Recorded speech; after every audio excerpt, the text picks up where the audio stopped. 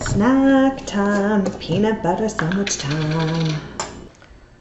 I thought you were back on a diet. I am. The app says that a peanut butter sandwich is 250 calories. A peanut butter sandwich can have 250 calories, but not that peanut butter sandwich. Huh? If you make it with 80 calorie bread and use 1 tablespoon of peanut butter, sure, but that sandwich there is made with 120 calorie bread and you clearly have 2 tablespoons of peanut butter on that, not to mention the extra scoop you took just out of the jar. It doesn't matter. I'll just take a walk at lunch today and burn it off. I think we need to have another lesson in what calories in and calories out mean.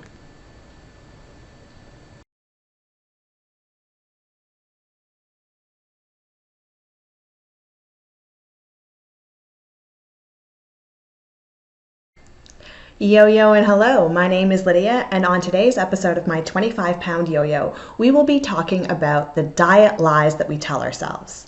Yes, I know, weight loss is hard, but for most of us, it's achievable if we just put the effort in. I know, it's a lot easier to tell ourselves lies and make excuses rather than to have any real accountability. So this video is going to cover the 10 most common lies that we tell ourselves and reveal the truth behind each of them.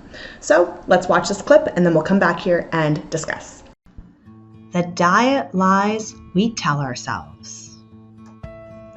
I'm just one of those people that can't lose weight.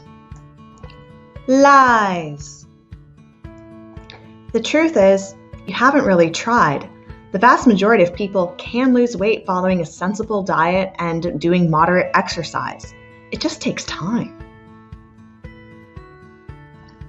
Diets don't work anyways. I always put the weight back on. Lies. The truth is, if you lost weight, well, then the diet worked. What didn't work was you sticking to the weight maintenance plan. If you revert to eating like you did pre-diet, well, of course you will put the weight back on. Sustainable weight loss is changing the way you eat and exercise for life. If you are not prepared to change permanently, then, well, you will gain the weight back. I eat mostly healthy. Lies. The truth is, your ratio of healthy to unhealthy food is wrong. If you look at it by volume, sure, it'll look like you eat mostly healthy, but if you look at it calorically, it might be the inverse. How can I possibly get fat? I mean, I only eat low-calorie food. Lies. Low-calorie doesn't mean no calorie. Just because a food has less calories than the original doesn't give you free rein to binge on it. If you overeat your calories, whether it's with low-calorie food or not low-calorie food, you will gain weight. I track everything I eat. I don't know why I'm not losing weight. Lies. The truth is, you are not tracking everything. That handful of crackers out of the pantry, the cream and sugar in your coffee, the pinch of cheese while you're creating dinner, the crusts off your kids' sandwiches, it all adds up. No, I really do track everything. Lies. The truth is, you're tracking but you're not measuring, and your serving sizes are all wrong. You entered in a 4-ounce steak, but it was actually 7 ounces. And that small bag of chips that you ate, you entered in 1 serving, but the bag actually contained 2. And that peanut butter sandwich, well, that has 2 tablespoons of peanut butter on it and not 1. I really don't eat that much anyways. I mean, I had a banana for breakfast and a salad for lunch. Lies. The truth is, you eat most of your calories at night. Many people find it easy not to eat much during the day, but once the evening comes, uncontrollable snacking becomes the norm. Since these typically are not meals, it's easy to not count them and justify eating them since you didn't eat much during the day. I'll just go for a run and burn off that piece of cake. Lies.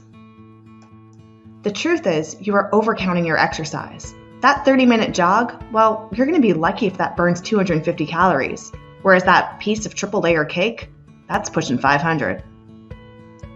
I can't eat healthy. It's too expensive. Lies. The truth is, you're making poor food choices. Yes, fresh produce and lean proteins can be expensive, but canned and frozen fruits and veggies are not. You don't need to eat fancy organic foods to lose weight. Just limit the processed stuff. My skinny friend has it so easy. She eats whatever she wants, even more than me, and stays looking like that. Lies.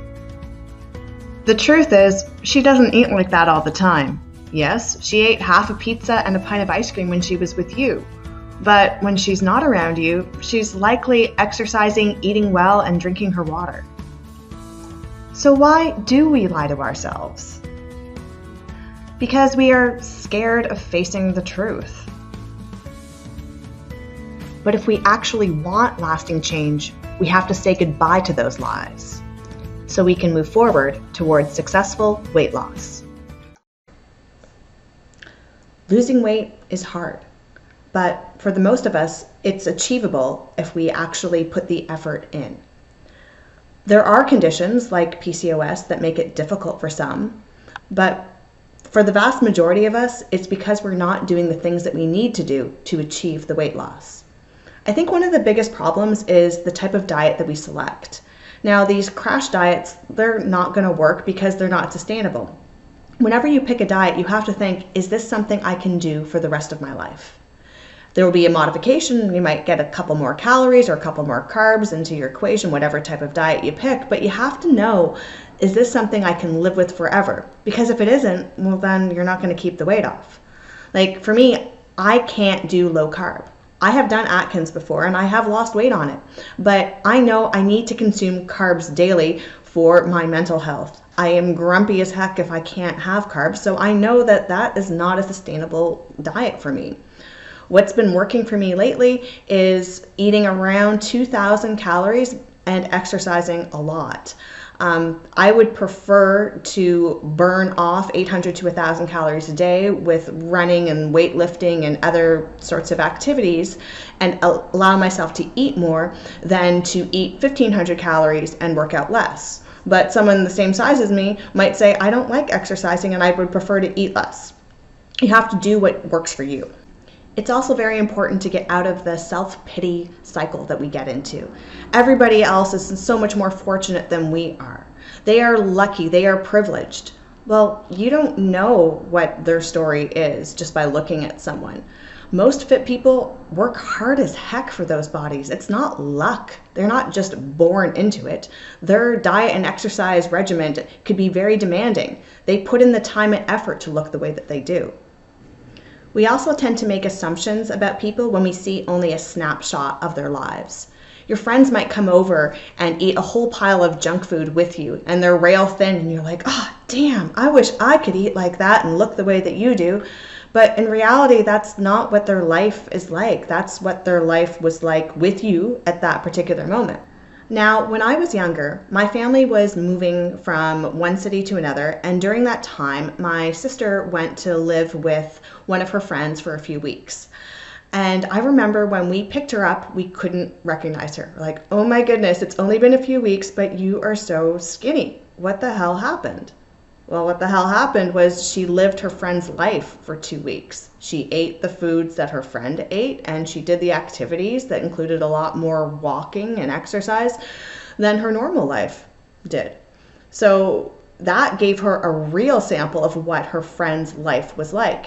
Yes, her friend would come over to the house and we would watch movies or television and eat chips and drink pop, and you could look at her and go, oh, she's so skinny and she can eat all this crap. But her normal life was not like that at all. And that was so obvious when my sister came home being so much thinner because she was actually living that person's life for 2 weeks.